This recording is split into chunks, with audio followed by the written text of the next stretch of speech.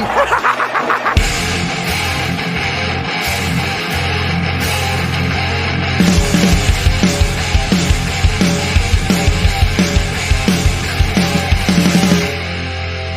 up, people? Welcome back into the Fantasy Football Smackdown. I'm your host, Kyle August. You can follow me on Twitter at KyleMonth8. And joining me on the podcast tonight, no, it is not Jake Ripp. He is out this week, getting well rested before the season kicks off. We got Dallas Hyder from the DWZ Network and the Rookie Rundown. What up, Dallas? Hey, I can be Jake for the night. It's all right. I don't have a cool little soundboard, but I will probably have some better takes. So there you go. Shots fired already. We're 57 seconds in, and we're already taking shots at Jake. He can't defend himself. But Dallas, good to have you back. You've been on the show before, but for the people that may not be familiar with you, why don't you just give a little bit about your background, what you've been up to, and content you're looking that you've been already producing, I guess, right? Yeah, absolutely. Like you said, my name's Dallas. You can find me on Twitter at Salad Galore. That is Dallas spelled backwards, Galore.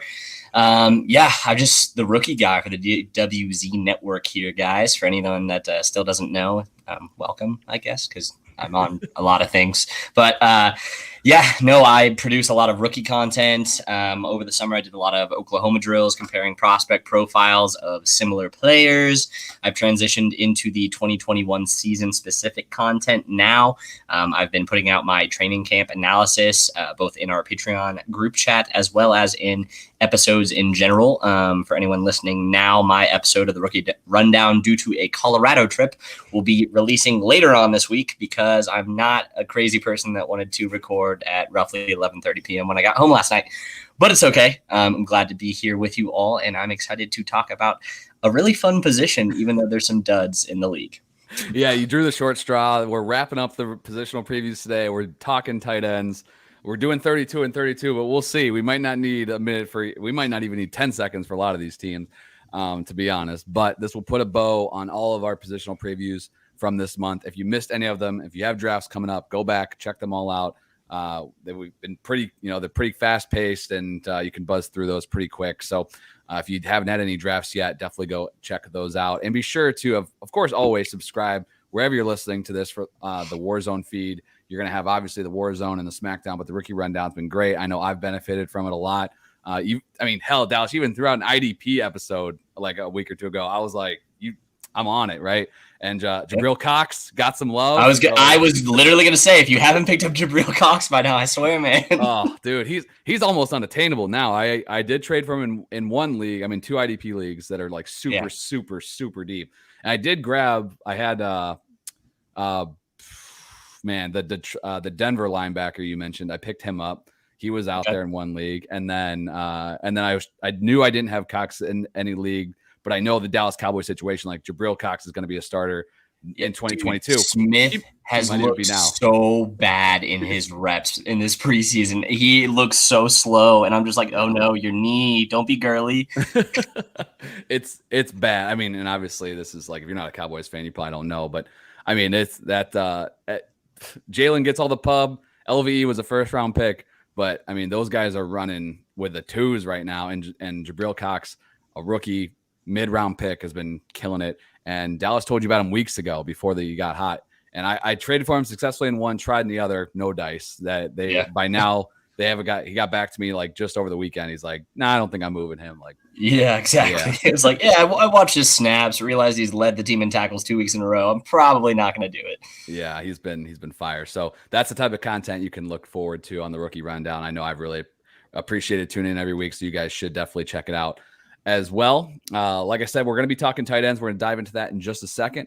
Want to remind you guys, we've been doing these live stream Q&As over the last few weeks every Wednesday, 9 p.m. Eastern time. We are going to be doing that again this week. Jake is out this week, and then I got roped into a fantasy football draft at the same time. So Memphis is going to be leading the charge for us. I appreciate him taking over this Wednesday, but it's going to be at the same time, 9 p.m. Eastern time on Wednesday. It won't be the final one. We'll do one more, even though it'll technically be in September. But through the whole month of August, we've been doing these. So if you've been tuning in live, appreciate it. It's been a ton of fun.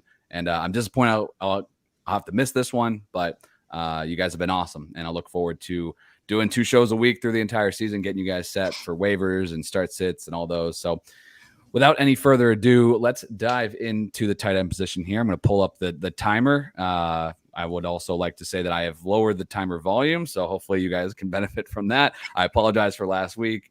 Might have damaged some hearing from what I've heard, but my apologies. So we're just going to roll right into this, dedicating 1 minute to every team across the NFL. We're going to start in the AFC North. Here we go with the Baltimore Ravens. Mark Andrews currently going at 5th amongst tight ends, early 5th round.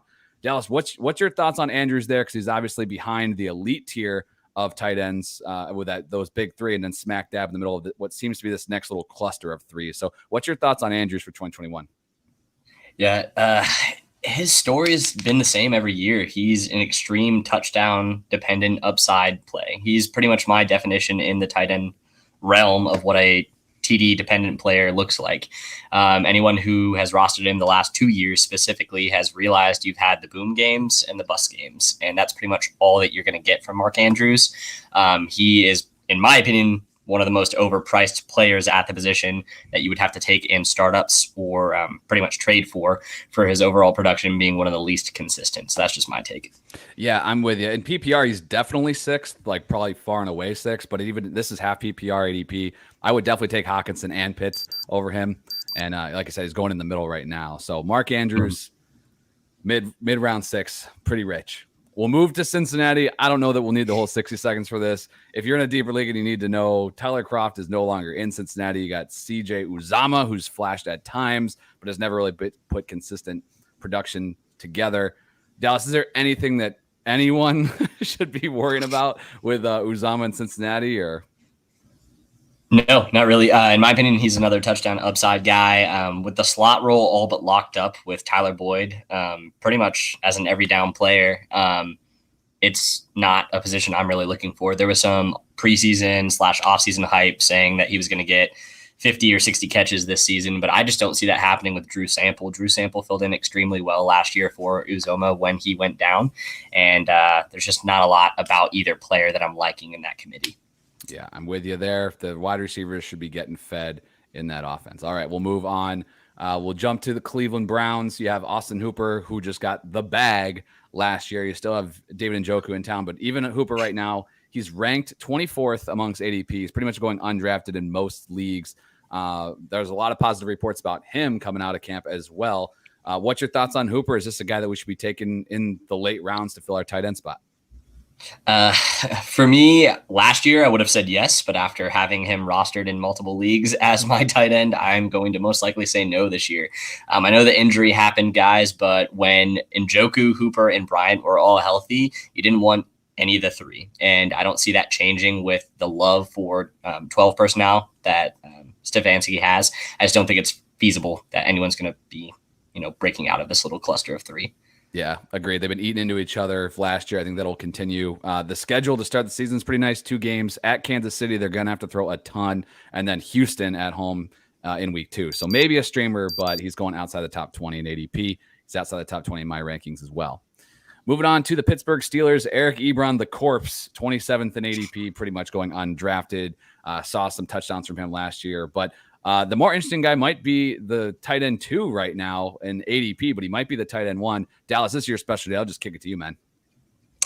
Yeah, for me, I am high on Freiermuth, but not for this year, for next year. It's the same capacity that I came into the drafts for rookie drafts this year when it came to Hunter Long. That was accentuated with how Mike Gesicki has looked. We'll get to that later, as well as just the position in general. But for me, Ebron has been one of the most consistent touchdown scorers in the league. So if you're just going to wait on a guy, he's actually one of the guys that I like. Just late, he has rapport with Big Ben. Freiermuth is an excellent blocker and has looked actually pretty bad in most of the preseason action that I've seen him play in, albeit limited snaps. So I'm actually higher on Ebron than Freiermuth for the 2021 season. Yeah, I'm with you on Ebron. I called him a course, but I like him above some of the other guys that are really, really dead. Like I would take him over Jared Cook personally, just because I think he has a little bit more tight end upside. So that's a guy that's pretty much going undrafted too. So, all right, moving to the AFC South, we'll kick it off with the Houston Texans. Obviously, everything in this passing game is dependent on what the heck the quarterback situation turns into, and they really haven't had a tight end in forever. So, Dallas, is there any name here that we should be worried about, or are we just passing on the Houston Texans tight end room? Yeah. Until they tell me that Deshaun Watson is going to be the quarterback for sure and he suits up, I am most likely fading pretty much everyone other than Brandon Cooks on the team. I like Nico Collins long-term, obviously at the wide receiver position. But I actually like Brevin Jordan. He was the only other tight end in my rankings episode for 2021 relevancy that I did in the rundown that I actually liked. Just from a capacity of Jordan Akins hasn't been able to win the outright starting position in Houston over the last 3 years since he's been there. He has the athletic tools, but he never has been able to basically break out against Jags. Jordan is everything that they don't have, but he needs to get better with his hands. So there you go. Deep league name. Dynasty owners obviously familiar with that. You can go ahead and stash Jordan, but nobody for 2021. We'll move on to Indianapolis. Carson Wentz was back at practice as of recording today, so that's good news. But it's the tight end room, no new additions. It's still Mo Alley Cox, Jack Doyle. These are the names that would be kicking around forever. This is a team that, relies heavily on the run game. So we've seen these guys flash at times, but for me, I don't have any of these guys. It's even near my top 24. So I'm pretty much passing on the whole group. Dallas, does anybody interest you, or is just potential streamers midseason potentially? Yeah, it's most likely potential streamers without an injury. For me, all of them are extremely different profiles that fill different roles that basically Reich wants on his offense. And that's what he's shown over the last couple of years with all the different tight ends that he's had. Everyone fills a role. No one really gets that dominant look. And injuries happen pretty much every year. So unless an injury happens, then I would be interested. But until then, I'm avoiding this group entirely. Yep, totally agree. Great way to put that. Let's move to Jacksonville. Tim Tebow, I don't know if you heard, he's no longer there. That was really fun while it lasted. Shaq Hennessy, yeah, that's a name. I mean, come on. Are we doing anything here? Is it just there, guys? I mean, we've touched on a few teams in really rough positions. This one might be just the absolute worst. But anybody of note here, even for the super deep leagues or even dynasty? No. I had 2 words written on a page for the Jags, and it is who cares. So all right, there you go. Let's just move on.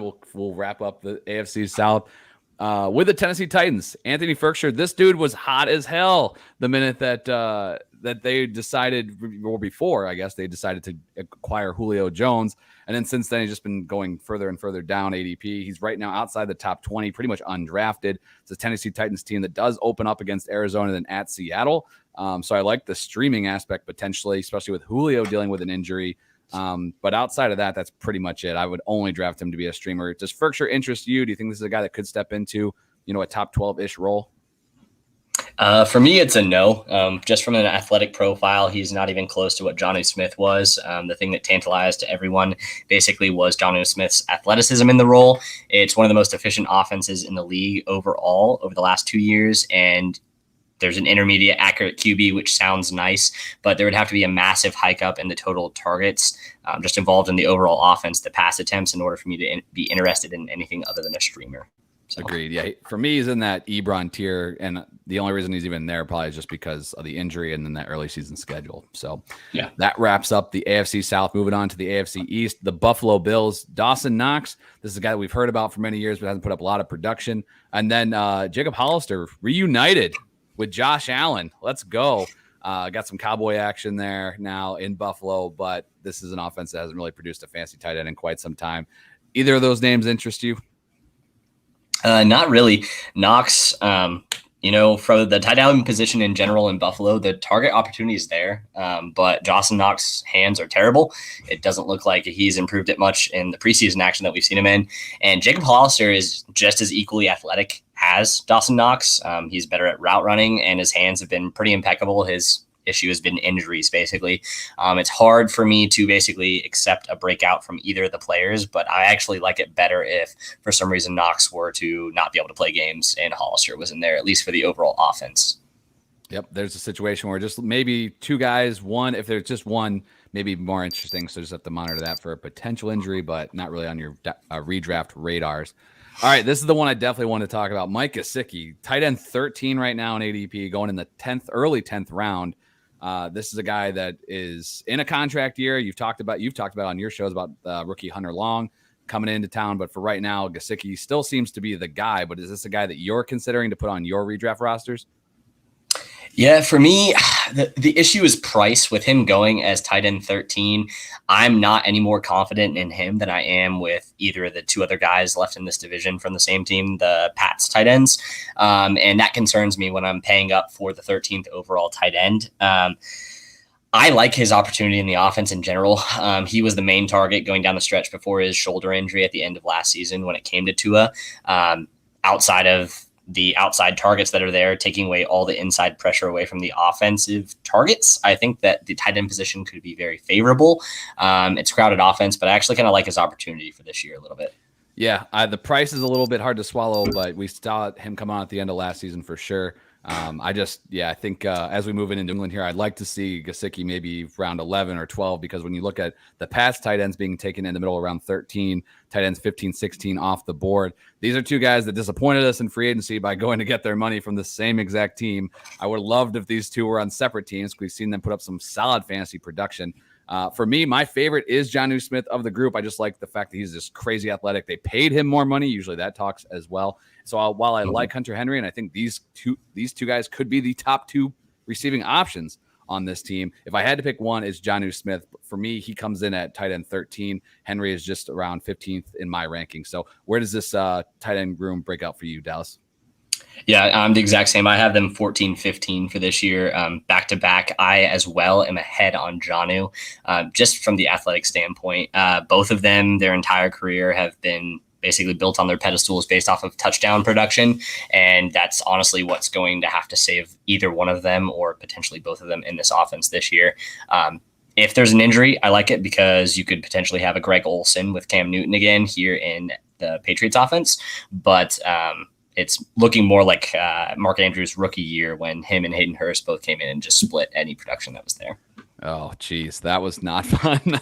And that could be what we're looking at here. Jonnu Smith did return to practice today. Hunter Henry's been dealing with an injury, but it sounds like he should be ready to go for week one, but keep an eye on that. If one of them missed time, man, the other one probably skyrockets. They're probably top 10, really, even with Cam under center, but with both of them there, they're flyers. I did acquire Jonnu at the end of the 12th round in a redraft league, which people were going crazy, taking backups early. I was fine with that upside, but don't be afraid to, pull the trigger on a streamer shortly after that if you need. Went a little long there because the next team's the Jets. And I mean, if I have to say the name Chris Herndon one more time on this podcast, I might just end the damn show. The guy has just been a mirage for years. They brought in Tyler Kroft. I keep seeing these highlights where Zach Wilson's hitting these tight ends, just random tight ends, and very rarely is it Chris Herndon even. So I'm just completely out, and so is ADP. Is there any hope for this tight end room? No, I compare it to exactly what I said about Houston over the last couple of years. It's just a bunch of guys. No one can really break out of it. Tyler Kroft has been a journeyman. Ryan Griffin has been a journeyman. Both of them have been getting the primary targets from Zach Wilson with the first team in both practice and the preseason. So Herndon and even that late round flyer on Yeboah they're all four people I'm not touching this year.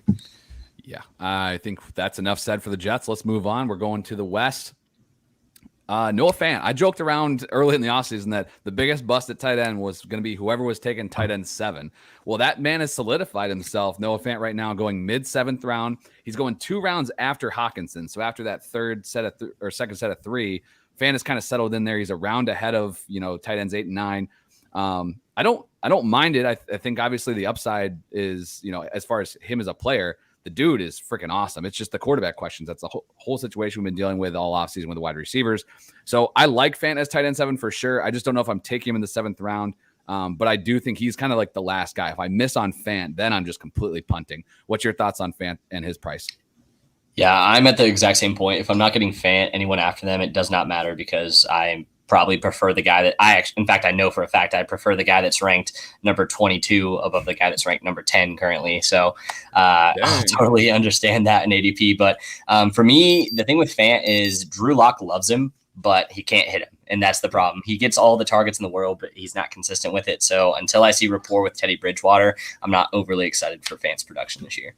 Yeah, agreed. I hope he hits because I think the dude could be awesome. I think he's right up there with Hawkinson, as far as talent goes, and that they were drafted pretty close, but that the quarterback situation is up in the air. That one's tough. All right, we're gonna move on. Travis Kelsey, I mean, tight end 1, I guess, is a no-brainer, but are you taking him in the first round? If I'm sitting at 12 or 11, I don't hate it. And it's just the fact I have just 2 sentences. Kelsey is the tight end 1. It's the end of story. And he can realistically see even more targets with the departure of Sammy Watkins in that offense this year, which it should just be absolutely insane to comprehend. So, tight end 1 for me. Yeah, I wouldn't if it's a full PPR league. I don't even mind if you want to take him ahead of Adams or Hill. If you want that positional advantage, you can come back if you want to go wide receiver in round 2. There's gonna be plenty of names there. I've seen Ridley and Hopkins and Diggs even sneaking into round 2 because people are going running back crazy. If you don't like the running backs there, for me, it's the top 5 or 6. If you throw Barkley in, I'm totally fine taking a shot on a pass catcher. And I like the positional advantage that Kelsey gives you. He was crazy amounts better than even Waller. So he's a round 1 pick for me. I think his ADP at 12th overall is solid. David in the chat, by the way, he said that going more than 10 seconds on the Houston Texans is too much. That's hilarious. Thank you, sir. All right.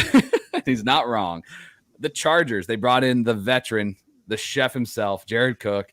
He'll be cooking in LA now. He's going 20th overall at the position, pretty much borderline undrafted. And then Donald Parham Jr. Man, this guy is a Twitter darling, and I still don't know whether the people are actually kidding or not. But obviously Hunter Henry's no longer there. This is a team that ran a lot of plays. Herbert threw a lot of passes. Do either of these tight ends interest you, or are they more just keeping an eye on them? Yeah, I like Cook. I mean, at his price, he's basically free. It's a massive discount on a guy who's just very, very under the radar, been a tight end 1 perennially over the last half a decade. He's just a guy that always produces. He's been a journeyman bouncing around between the Raiders, the Saints, like pretty much everyone, the Packers. And he just is always sitting there as a tight end 1. So I actually like him quite a bit. I have never been on Parham, and McKitty's basically what Parham is.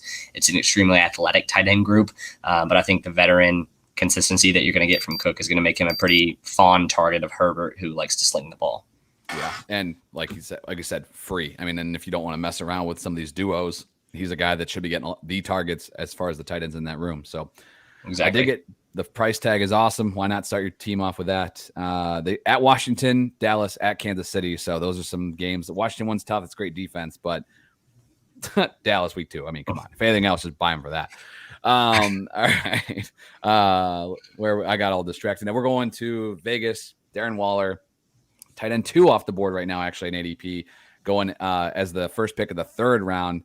Obviously, he's not tight end 1 because you just said it. It's Travis Kelsey far and away. I'm with you there. But how close is he? Like, is he in that same tier, or is he pretty? Is he a step down? Yeah, for me, he's realistically the only tight end with the ability to surpass Kelsey as tight end 1. For me, just opinion based off the situation specifically in 2021.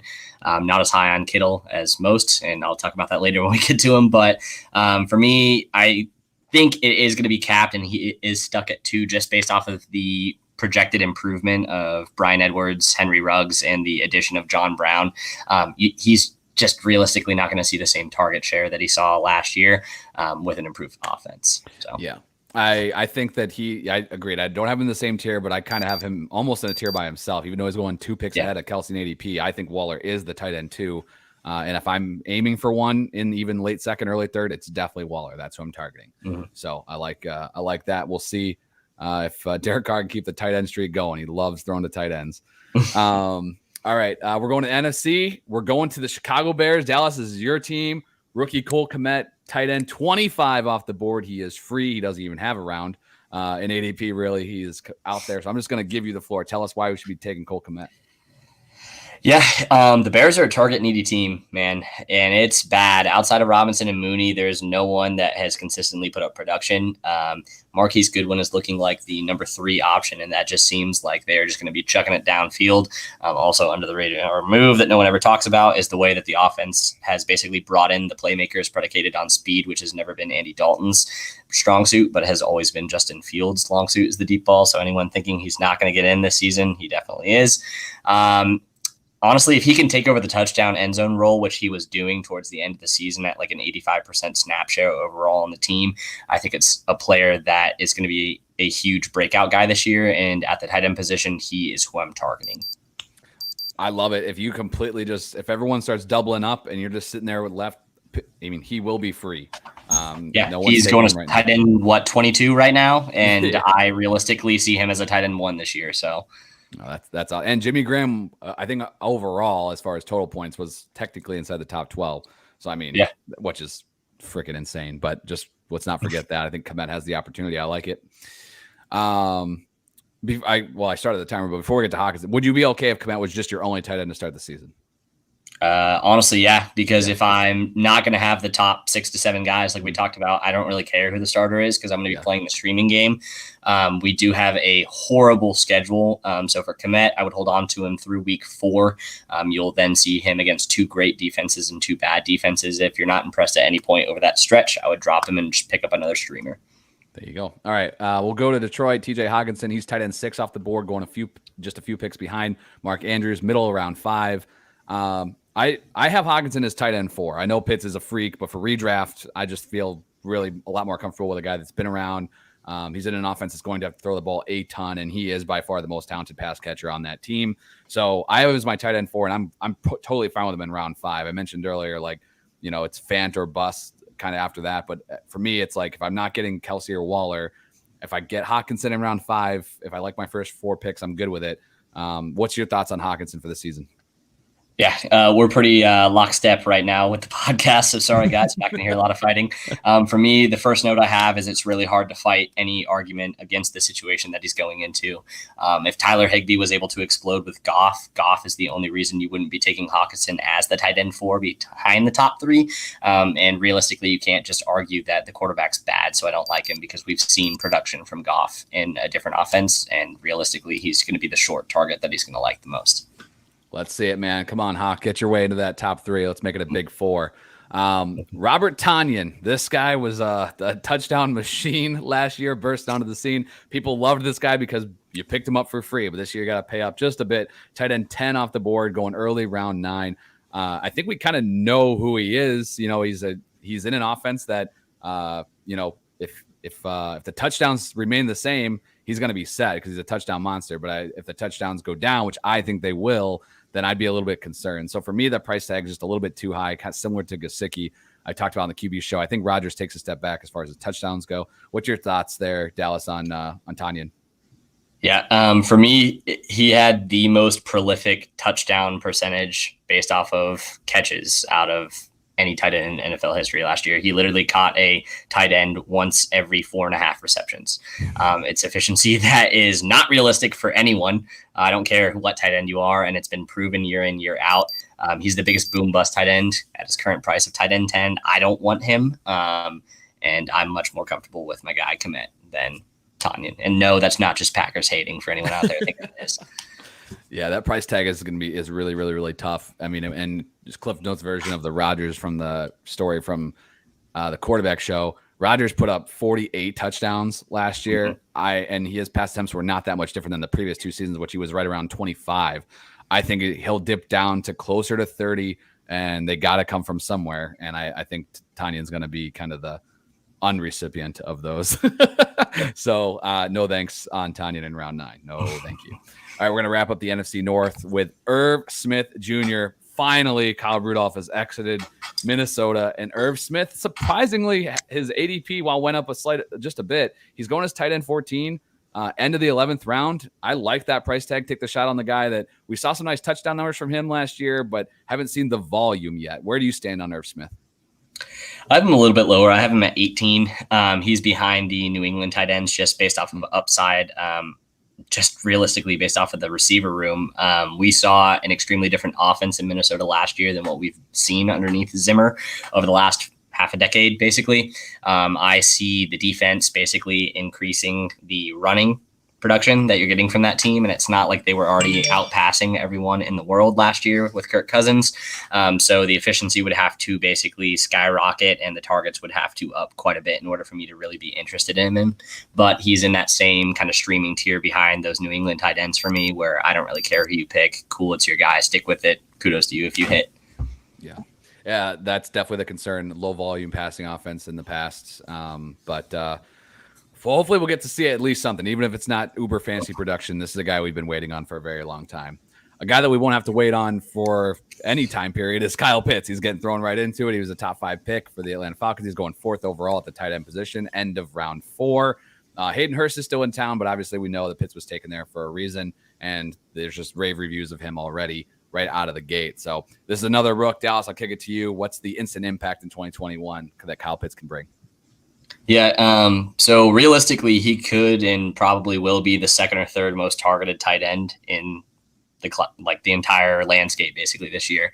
I can completely see a way that happens with Calvin Ridley basically taking over Julio's targets and someone just begging to take over basically the wide receiver 2 targets in that offense. I don't think the offense is going to be very fluid, which is my only concern for it. The price and seasonal is scary to me. He shouldn't be going ahead of the guys that have shown it. But I would not be surprised at all with an Evan Ingram-esque rookie season, which will probably be a disappointment if you draft him based off his ADP right now. But you should be very happy with just extremely, extremely good tight end and a sure bet at the position. So, yep, I'm with you there. I think at tight end 4 at end of the 4th round, he has to blow the F up for him to even return that. And I don't want to bank on that. So unfortunately, I won't own any Kyle Pitts this year, but looking forward to his long-term prospects, and maybe he'll find some of my rosters in 2022. Moving on to Carolina, Dan Arnold, just the plain most generic white toast name in all of the world. He is going outside the top 30. Saw some early reports from him, like way early in the preseason, but I haven't heard anything in a long time. I picked him up as a speculative, like tight end 2 in a deep league that you have to start 2. And I mean, I already cut him. So for redraft, I mean, there's nobody here, right? Yeah. For me, not really. I'm not banking on anything. You can say he might have that basically touchdown role in that offense. There's a lot of for Terrace Marshall in the offense specifically to fill the role that they were lacking severely. DJ Moore has never been a touchdown machine. Robbie Anderson hasn't either. So it's just a guy in Dan Arnold where I'm kind of excited to see what he can do with Sam Darnold, who has targeted the tight end heavily. But for me in Carolina, there's not a real optimism that I'm looking at. So if you're in a 14-team league, and again, people start doubling up, that Carolina Panthers schedule to start the year should be pretty solid. They got the Jets week 1, which is hilarious. Then New Orleans, who has a good defensive unit. But then after that, at Houston, at Dallas, Philly. That's why I like Sam Darnold as a deep streamer. Dan Arnold could be the same. Well, that was difficult to say. That was a very, very ugly report that we just got about our next conversation point. Oh, I didn't see it yet. So why don't you go for it? Yeah, so segueing into the next team, guys, live news break for anyone listening live. Adam Troutman has left the field on a cart in tonight's game. Not something you are wanting to see from a guy with a lot of upside and a potential huge target share in this offense. Do you like Troutman for this year in redraft if he's not hurt?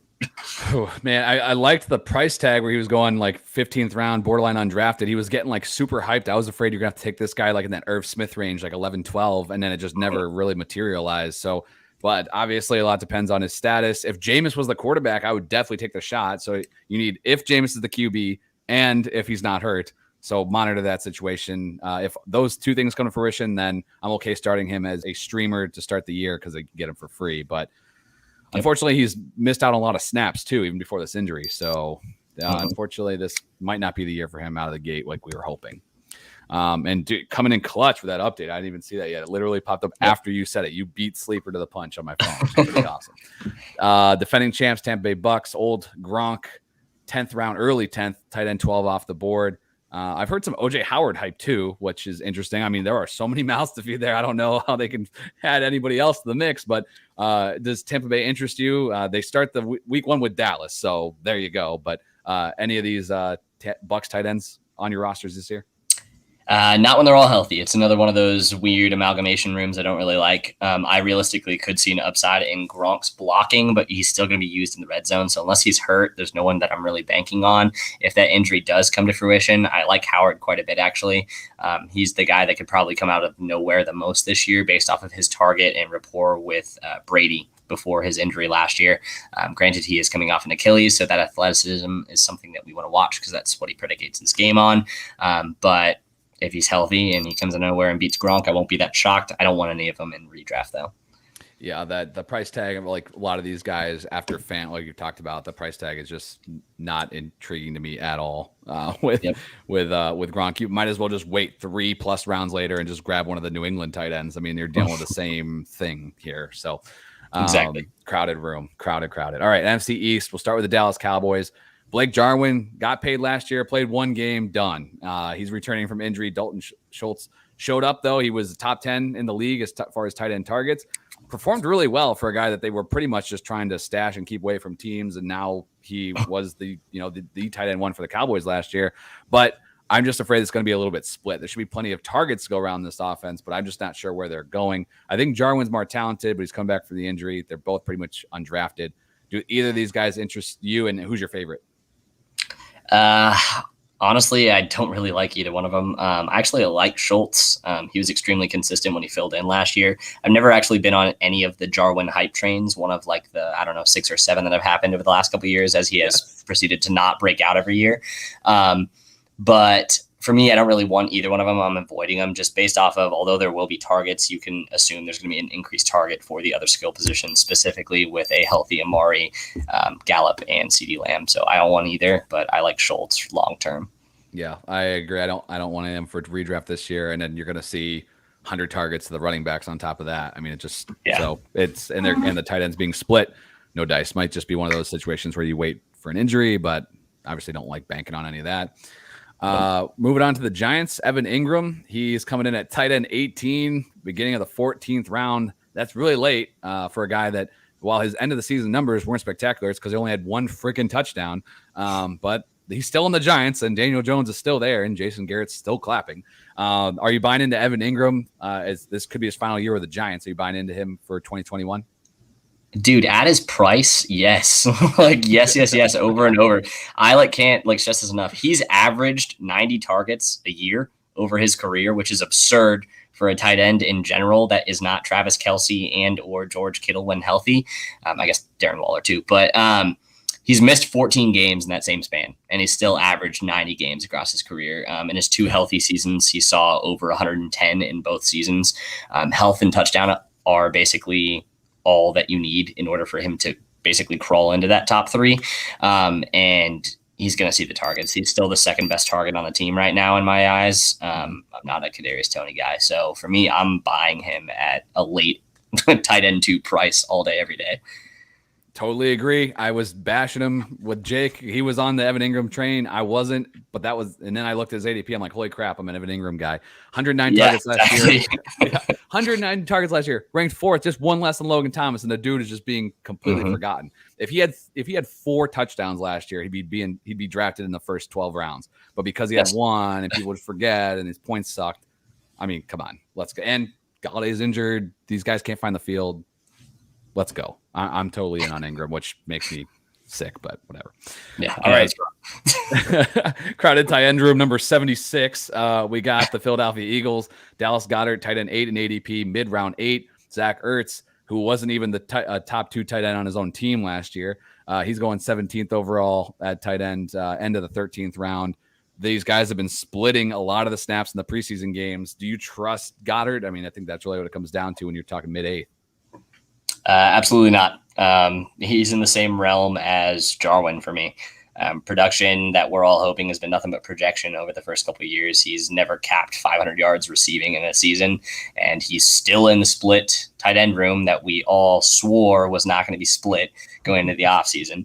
I'm not really that high on Goddard. I actually sold him about 18 months ago in all the leagues that I had, just because I wasn't really that impressed with everything I was seeing, and I'm happy about it. For me, Ertz at tight end 18, like you're saying, due to target void in Philly, might not be a bad flyer late as a tight end 2 if you are going to take 2 with huge upside with Ertz. So I'm with you there, and I'm glad you didn't hold back, even though you guys share a name. You gave it to him, and I'm right there with you. If we're going to agree once again, no way in hell. Even 3 rounds later, I don't want him. No, thank you. We'll move on. Tonyan burst onto the same episode of this guy last year. Logan Thomas, older guy, but he got a contract extension even from the Washington football team. He's going as the 9th tight end off the board, mid-8th round. So he's going right after Goddard, literally like a pick later.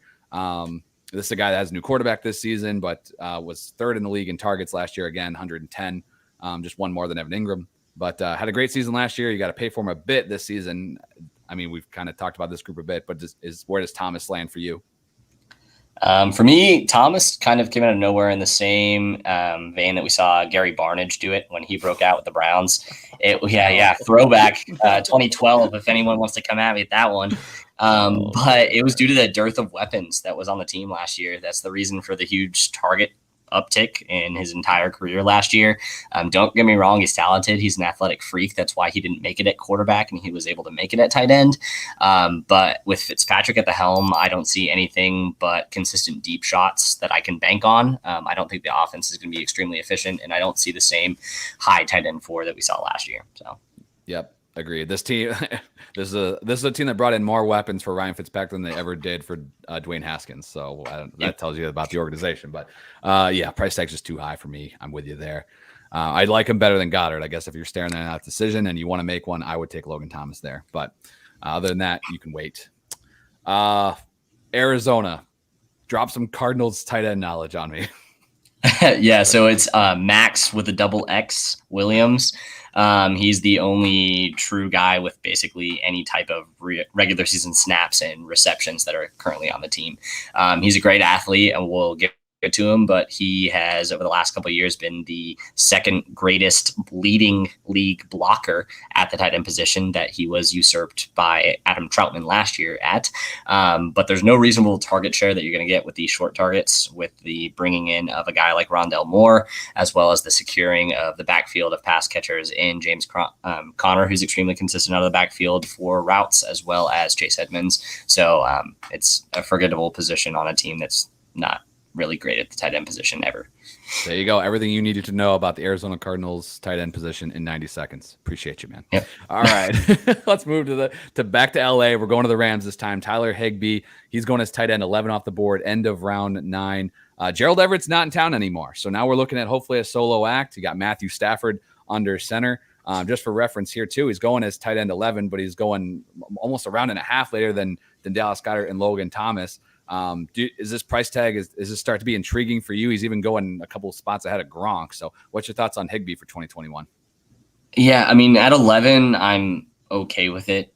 He's in that realm in between, like we said, like about 8 to 15 for me. So I'm okay with you taking him anywhere in there. We've seen what he can do when he's healthy, and when Gerald Everett was not on the field. He's extremely physical and has flashed obviously in that stretch of 5 games that we saw at the end of the season, as well as just consistent touchdown production. It's an increase in quarterback play is what we're assuming with Stafford, and he's always liked the tight end since he has left Calvin Johnson's realm. So I like Higbee this year. I'm fine with the price. I'm not hyping him up, and I'm not hating on him. So yeah, I'm with you. I would take him over Goddard and Tonyan, who are going ahead of him in ADP, but I'm just going to sit back and wait. If he's the guy that's left over, I'll take him. And I'm good with that. What helps him, and who was the other guy? Don't want to go too far back, so we'll just leave it. But I don't really think I don't know who the third target is in that offense. It's probably him. So this is a team that should throw the ball quite a bit this season. So, all right, George Kittle. I think we've kind of alluded to him. I believe he's both of our tight end 3. He's tight end 3 in ADP. He's kind of been penciled in as the tight end 2, by default. But I think Waller's jumped him. Waller's going just a couple picks ahead of him in ADP, early round 3. What's your thoughts on Kittle as we're looking at more weapons, quarterback change? What's your thoughts on his value in 2021? Yeah, he's elite when he's healthy, but he's super injury prone. He has an extremely similar career arc to a guy like Evan Ingram, and he's going 15 tight ends before Evan Ingram. Athletic standpoint, like Ingram might be a better athlete than George Kittle. And then when you take into the blocking factor of how he's probably the best blocker we've seen since Gronk, without much of an argument. I mean, PFF would say Adam Troutman, but it's all right. With Lance coming in, you're going to want as much blocking as you could possibly get. We increased the targets that were already brought into the offense with the outside position. So he's got to stay healthy and maintain his target share that he saw with Garoppolo when Lance comes in order for me to even draft him anywhere at tight end 3.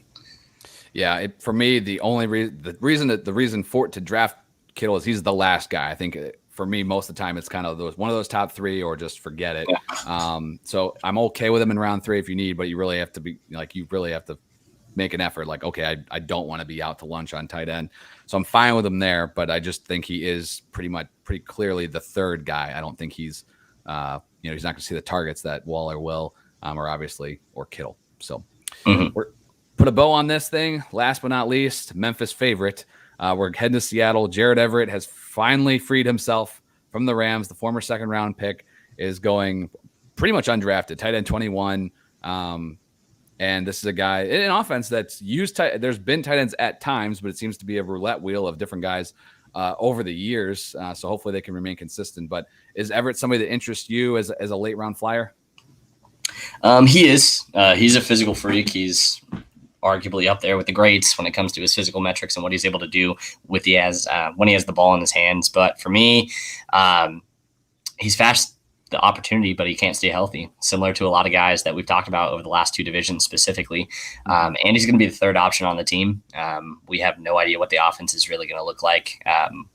They want to get back more to the run, even though Russ really didn't cook all season. So for me, banking on a guy who's going to be the third option in an average passing attack is not something I typically want to do. And specifically when that's a tight end, I'm even less inclined. So I don't think he eclipses that mid to late tight end 2. Yeah, agreed. You don't have to take him. You can just wait, see if the passing attempts are up, take a stab at him. Why not? But if they're back to what they were in the second half, it's not going to be worth your time. So I hope so, man. I love this kid. I think I'd love to see him put it all together and to get the looks, but it's been a long road for him already and hasn't provided much. So, all right, there you go, 32 and 32. That puts a bow on the entire positional previews here on the Smackdown. Dallas, you killed it, man. I appreciate you.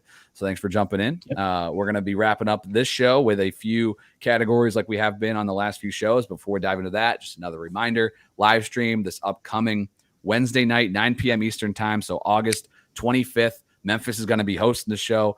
And we'll have one more of those on the 1st as well to get you set for the season. But drop by if you check into the YouTube, you can drop your questions there. It'll get right on the show.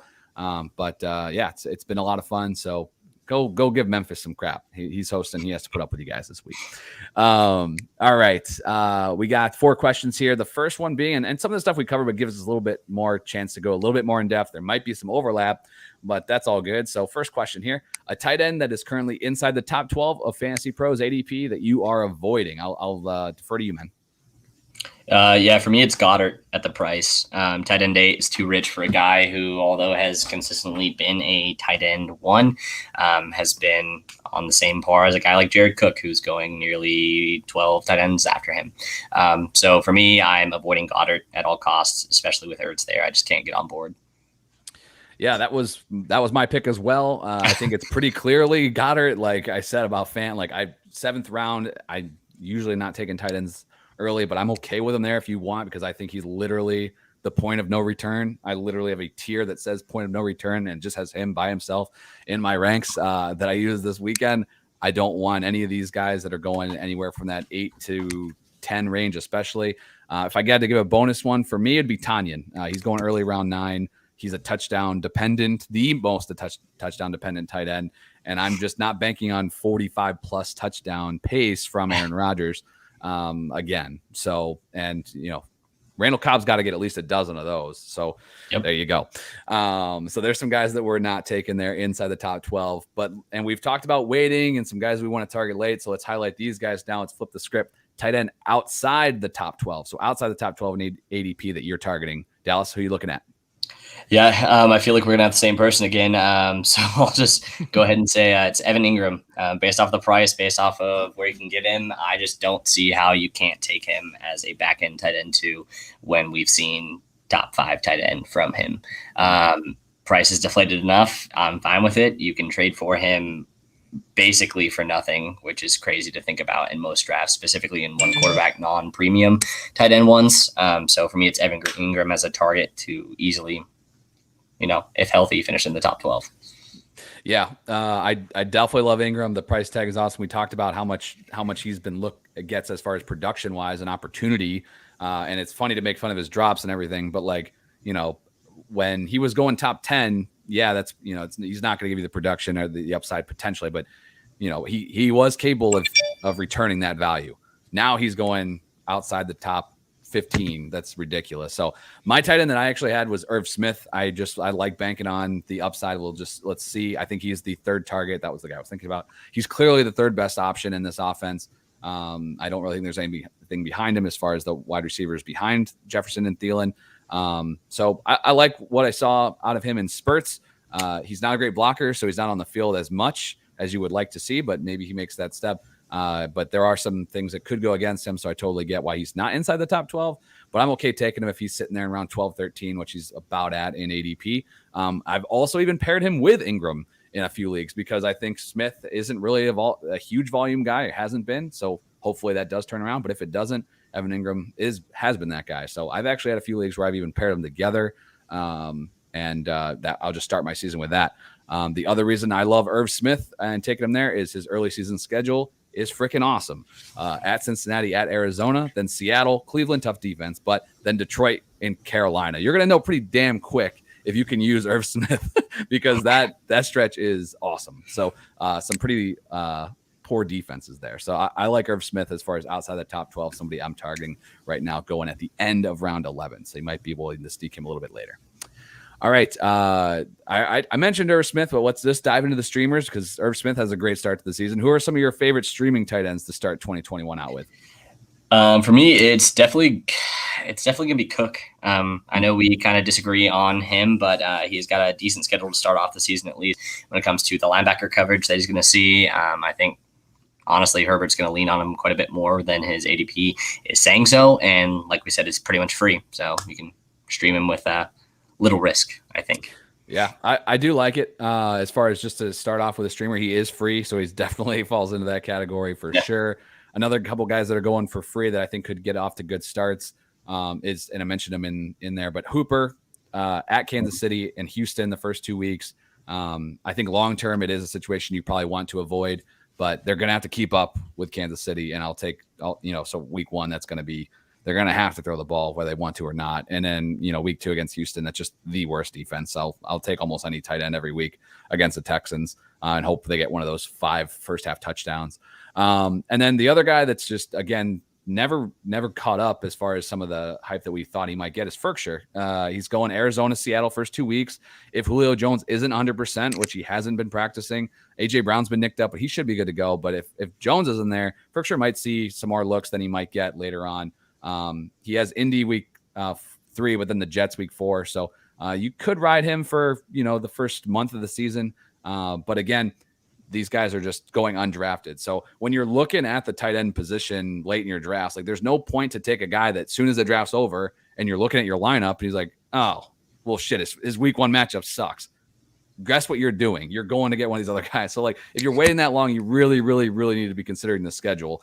If you're taking a guy in the first 7 rounds, it shouldn't matter who they play. But if you're taking a guy, in double-digit rounds, like, I feel like you should be confident starting the season because there's going to be guys that, like hopefully Everett or Kmet that kind of step up, take that jump, and you're like, okay, maybe I pivot to those guys. Especially with Kmet's early season schedule, I've been kind of letting him ride the wire. But if I'm streaming in any leagues, like I'm definitely like, okay, give me Hooper to start. But I definitely have Kmet on my radar for sure. So, all right, last one here, a deep league guy. So just a guy that's if anybody here is in some deeper leagues, maybe some tight end premium leagues, who's the guy? Yeah, it's Brevin Jordan for me. It's a rookie when it comes to a guy that people are not going to be relying on this year. They're not very confident based off the draft hype. They've seen Akins do pretty well in the preseason. He's a guy you can trade for pretty much nothing. Anyone who drafted him this year specifically got him even in tight end premiums in most likely the 4th round and everything that I was drafting in. So it's just a player that you can get super deep. In between the streamer and the deep league guys, for me, Cole Kmet, he's going as the first tight end 3 that would have been drafted. There's every roster in your league could have 2 tight ends before Kmet's going off the board, and that's just disrespectful in my opinion. But yeah, that's basically all I got on the tight ends. How about you? No, I dig it. My guy, and this guy will be free everywhere because everyone's just assuming. I don't mind taking a shot in a deep league just to stash Hayden Hurst. He had Was it 88 targets last year? So he was inside the top 10, same amount of targets as Mark Andrews. If Pitts is going to be a wide receiver and he takes all, let's say he takes the Ridley targets and Ridley steps into those Julio targets, like, Russell Gage, we talked about him in the wide receiver show. He's a guy that I like as well as far as like a deep sleeper. But if they roll a lot of 2 tight end sets, that could put Hurst on the field quite a bit in an offense that's going to be throwing a ton. So again, he's not really on my radar in one tight end leagues or non-tight end premium leagues. But if I'm on a deeper roster or a tight end premium, like I don't mind just taking a shot, seeing how that offense is going to look with a new coordinator there. And, if he's getting 80 plus targets still, then he's still valuable in those formats. So he's been left for dead, but I think he's a guy that could see the field quite a bit. So there you go. Any parting thoughts, man, as we wrap this one up on this Monday night? Not really in the tight end position. Like I said, it's pretty much how it is every year. There's about 15 guys that could rank out anywhere in those 15 positions, and I wouldn't be that shocked. 2 parting notes just associated with tonight's game of Jacksonville and New Orleans based off the updates that I'm getting. Marquez Callaway is no longer attainable. If you didn't bank on him being the wide receiver 1 while Michael Thomas is out, you lost out in the first, 16 minutes of the game. He put up 5 targets, 5 receptions, 104 yards, and 2 touchdowns with Jameis at the helm to start out the game. Jameis. Please, God. Taysom has 2 for 3 for 3 yards right now, as opposed to Jameis's 90% completion, over 100 yards and 2 touchdowns. So I think that's over with as well. And a guy I talked on the rundown specifically 2 weeks ago, Tony Jones Jr. You guys need to be rostering him. If you're not already, go check your leagues literally right now and add him if you're live. If not, as soon as you hear this, just to check. He's averaging like 70 yards a carry in the offseason or preseason games, and he has 3 touchdowns so far in that span. So he's a sure bet to make the roster and potential to replace Latavius Murray in general this year. So that's awesome. I love the late nuggets. Yeah, that's good stuff. I missed Callaway in a league where he slipped to waivers and I lost him on a minimum fab bid because I thought I was smart. Yeah. Son of a gun. But I did draft him this weekend, like the 14th round. I'm pretty happy about that. Just praying for Jameis. Let's go, baby. But Dallas, appreciate you, man. Everybody, keep tuning into the Rookie Rundown. It's going to be on this very feed here later on in the week. Thanks for filling in for Jake. He'll be back next week. Again, reminder, Wednesday night, 9 p.m. Eastern time. Memphis is going to be running the Q&A show with a few of the DWZ guys. So we'll look forward to that. I will unfortunately not be there, but I'll be back next week as we continue to get you set for the 2021 season. So if you guys stay safe, take it easy. We'll catch you next week. See ya.